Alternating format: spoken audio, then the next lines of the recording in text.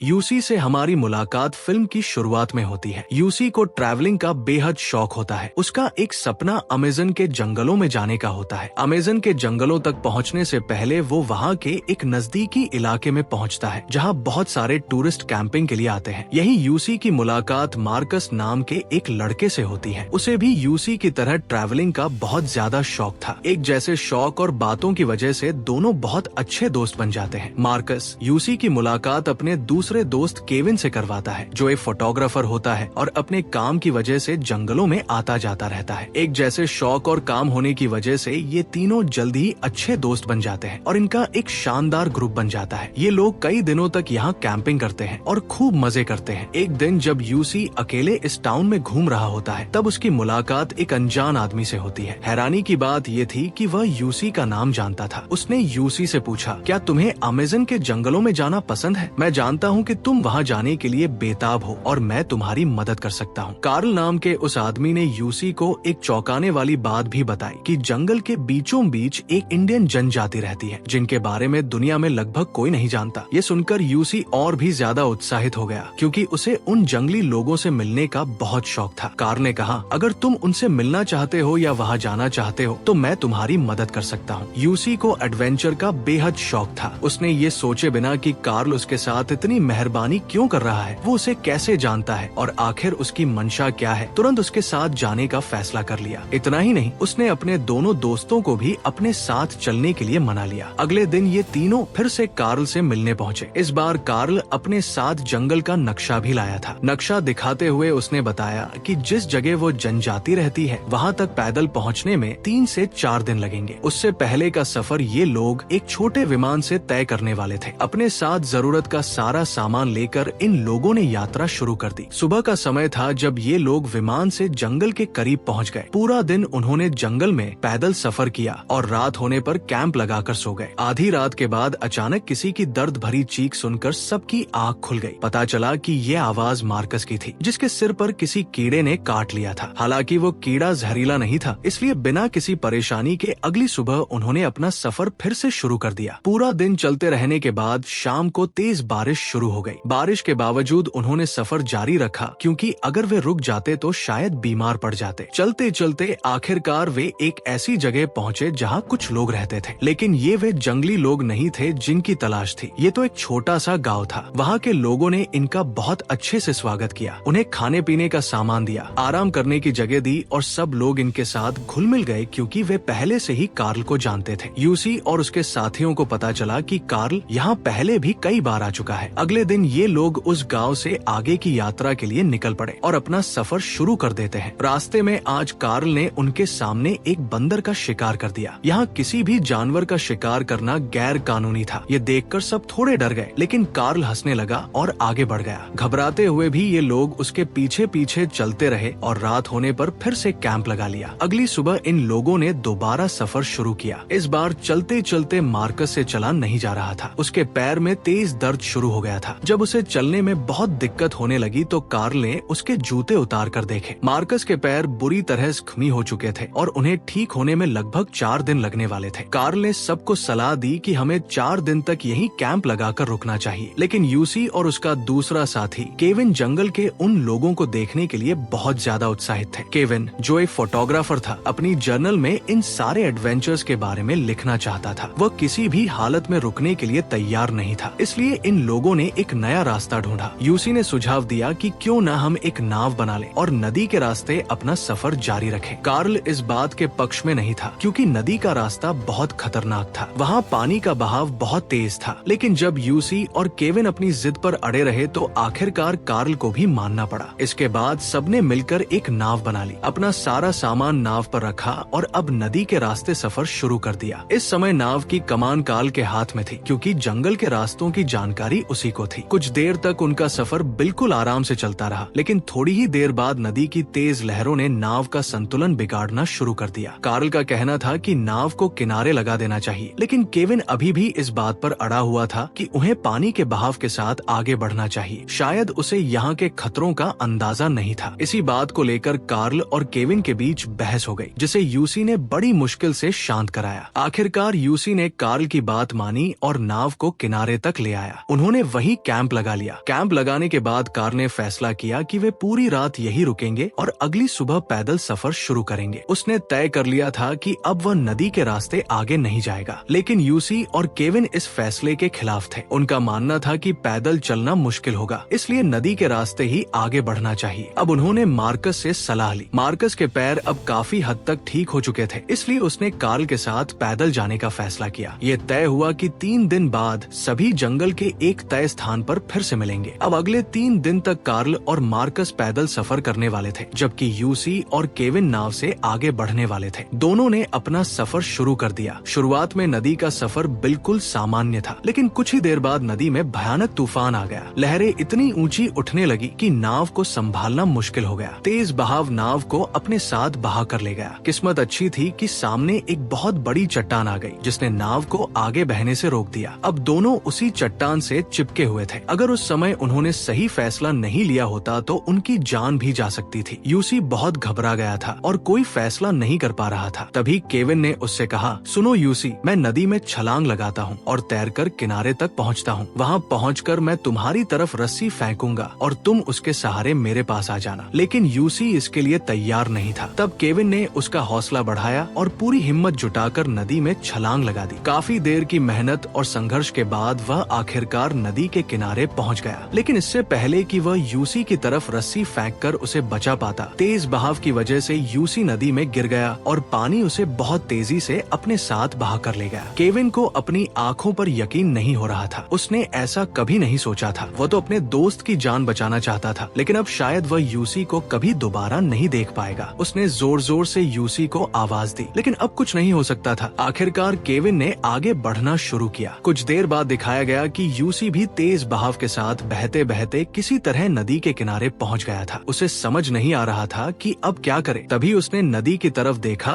तो उसका बैग भी पानी के साथ बहता हुआ उसकी तरफ आ रहा था। उसने अपना बैग पकड़ लिया और उसके अंदर से बाइबल निकाली और उसे पढ़ने लगा। उस बैग में कार्ल ने कुछ गोलियां भी रखवाई थी। ये सर्वाइवल मेडिसिन थी, जिन्हें खाने से उसे ताकत मिलती थी। यूसी वो सर्वाइवल टैबलेट खा लेता है और अब अकेले ही जंगल में अपने दोस्त से मिलने की उम्मीद लेकर सफर शुरू कर देता है। काफी देर तक जंगल में भटकने के बाद जब उसे बाहर निकलने की कोई उम्मीद नजर नहीं आई तो उसने कार्ल का दिया हुआ नक्शा निकाला। नक्शे की दिशा देखकर उसने दोबारा अपना सफर शुरू किया। रास्ते में उसे फलों का एक पेड़ दिखाई दिया। काफी समय से उसने कुछ नहीं खाया था। आखिरकार वह पेड़ पर चढ़कर फल तोड़ने लगा, लेकिन तभी वहाँ बैठे एक बंदर ने उस पर हमला कर दिया। शुक्र था कि इस हमले से उसे कोई गंभीर चोट नहीं लगी। बंदर भी उसके साथ नीचे आ गया। यूसी ने बिना समय गवाए एक पत्थर उठाया और बंदर पर हमला करके उसे मार डाला। इसके बाद उसने उसी को खाकर अपनी भूख मिटाई। ये सब होने के बाद उसने रात में आराम करने का फैसला किया। रात के समय अचानक उसे किसी की आवाज सुनाई दी। ये मार्कस की आवाज थी। उसने आंखें खोलकर देखा तो सचमुच मार्कस उसके सामने खड़ा था। उसकी खुशी का ठिकाना नहीं रहा। जैसे ही वो उसके पास जाने लगा, मार्कस अचानक गायब हो गया। तभी पता चला कि ये सब उसका भ्रम था। इतने दिनों तक अकेले रहने की वजह से उसका दिमाग जवाब देने लगा था। रात के दौरान अचानक एक जंगली जानवर उसके पास आ गया। यूसी ने तुरंत लाइटर जलाया और उसके पीछे गैस स्प्रे कर दिया। आग की लपटें देखकर वह जानवर वहाँ से भाग गया और यूसी किसी तरह सो गया। सुबह जब उसकी आंख खुली तो उसके सिर में बहुत तेज चुभने वाला दर्द हो रहा था। उसने सिर पर हाथ लगाया तो वहाँ से खून निकल रहा था। उसे ऐसा भी महसूस हुआ जैसे उसके सिर के अंदर कुछ हिल रहा हो। तभी उसे समझ आया कि उसके सिर के अंदर कोई कीड़ा घुस गया है। फिल्म का ये बहुत डरावना दृश्य था, जहाँ कीड़ा सचमुच उसके सिर के अंदर था। यूसी ने हिम्मत करके उस कीड़े को पकड़कर अपनी खाल के अंदर से बाहर निकाल दिया। इसके बाद उसने फिर से अपना सफर शुरू किया। रास्ते में उसे कुछ पक्षियों के अंडे मिले, जिन्हें तोड़कर उसने खा लिया। थोड़ा आगे जाने पर उसे एक ऐसी जगह मिली जहाँ कभी किसी जनजाति के लोग रहते होंगे, लेकिन किसी खतरे की वजह से वो जगह छोड़कर चले गए थे। कैंप लगाने के लिए ये एक अच्छी जगह थी। यूसी वहीं बैठकर कुछ देर आराम करने लगा। आराम करते समय उसके पैरों में बहुत तेज दर्द होने लगा। जब उसने अपने जूते उतारे तो देखा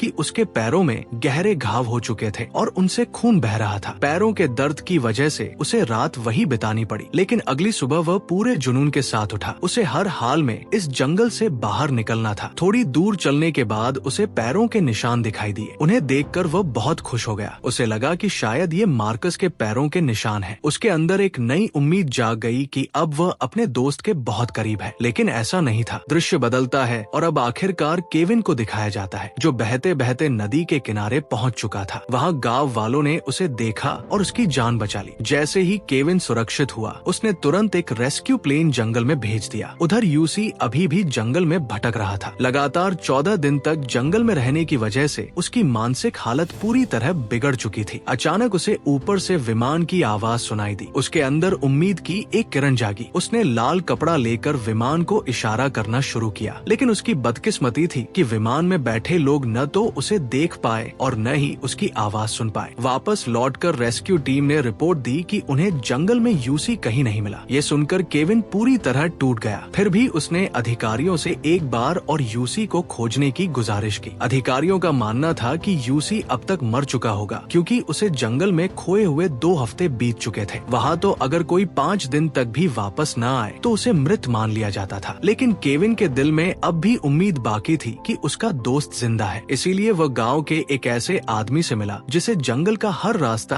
अच्छी तरह पता था, और उसकी मदद लेकर वह एक बार फिर नदी के रास्ते जंगल की ओर निकल पड़ा। उधर जंगल में यूसी की हालत लगातार बिगड़ती जा रही थी। सिर्फ उसका दिमाग ही नहीं, उसका शरीर भी पूरी तरह जवाब दे चुका था। तभी उसके पास एक जंगली लड़की आती हुई दिखाई दी। उसे देखकर यूसी डर गया और लड़की भी उसे देखकर घबरा गई। लेकिन उस समय किसी का साथ यूसी के लिए किसी वरदान से कम नहीं था। उसने उस लड़की से कहा, डरो मत, मेरे पास आओ, मेरे साथ रहो। उसने उस जंगली लड़की को अपने पास सुला लिया। लेकिन थोड़ी देर बाद जब उसकी आँख खुली तो वहाँ कोई नहीं था। तभी खुलासा हुआ कि वो लड़की कभी आई नहीं थी। ये भी यूसी का एक भ्रम था। इसके बाद उसने फिर से खुद को संभालने की कोशिश की और धीरे धीरे चलते हुए एक ऐसे पेड़ के पास पहुंचा जिसके ऊपर बहुत सारी चींटियां थी। यूसी ने अपने कपड़े उतारे और उस पेड़ को कसकर पकड़ ला, ताकि चींटियां उसके शरीर पर चढ़ जाएं, उसे काटें और उस दर्द से उसे नदी तक पहुंचने की हिम्मत मिल सके। उसकी सोच के मुताबिक बिल्कुल ऐसा ही हुआ। थोड़ी ही देर में सैकड़ों चींटियां उसके पूरे शरीर पर चढ़ गई। जैसे ही उन्होंने उसे काटना शुरू किया, वह दर्द से भागते हुए नदी तक पहुंच गया ताकि अपने शरीर से चींटियां हटा सके। आखिरकार चींटियों को साफ करने के बाद उसने वहीं जमीन पर अपने नाम का एक बड़ा निशान बनाया, ताकि अगर केविन उसे ढूंढते हुए वहां पहुंचे तो उसे पता चल जाए कि यूसी अभी जिंदा है। वह यही सोच रहा था कि तभी उसके सामने से एक कछुआ गुजरा। उसने तुरंत एक पत्थर उठाया और उसे मारने की कोशिश की ताकि उसे खाकर अपनी भूख मिटा सके। लेकिन फिर उसे उस कछुए पर दया आ गई। उसे लगा कि अगर उसने इसे मार दिया तो ये बेवजह मर जाएगा। इसी उधेड़बुन में वो वहीं सो गया। सुबह हुई तो एक अच्छी बात देखने को मिली। केविन सचमुच उसे ढूंढते हुए नदी के उसी किनारे तक पहुंच गया था। उसने यूसी के बनाए हुए निशान को भी देख लिया। अब उसे यकीन हो गया कि यूसी यही कहीं आसपास है। लेकिन बहुत देर तक तलाश करने के बाद भी उसे यूसी कहीं नहीं मिला। आखिरकार निराश होकर केविन को वहां से वापस लौटना पड़ा। अब उसे भी लगने लगा था कि शायद यूसी जिंदा नहीं बचा। जैसे ही वापस जाने के लिए नाव का इंजन चालू हुआ, उसकी आवाज यूसी के कानों तक पहुंच गई। यूसी पूरी ताकत से चिल्लाकर केविन को आवाज देने लगा, लेकिन उसकी आवाज इतनी दूर तक नहीं पहुंच पा रही थी, क्योंकि नदी की तेज लहरों और नाव के इंजन का शोर बहुत ज्यादा था। ऐसे लग रहा था जैसे यूसी की आखिरी उम्मीद भी टूट गई हो। तभी अचानक केविन ने एक बार पीछे मुड़कर देखा। वह आखिरी बार उस जंगल को देखना चाहता था। उसे बिल्कुल अंदाजा नहीं था कि उसी पल उसकी नजर यूसी पर पड़ जाएगी। जैसे ही उसने यूसी को देखा,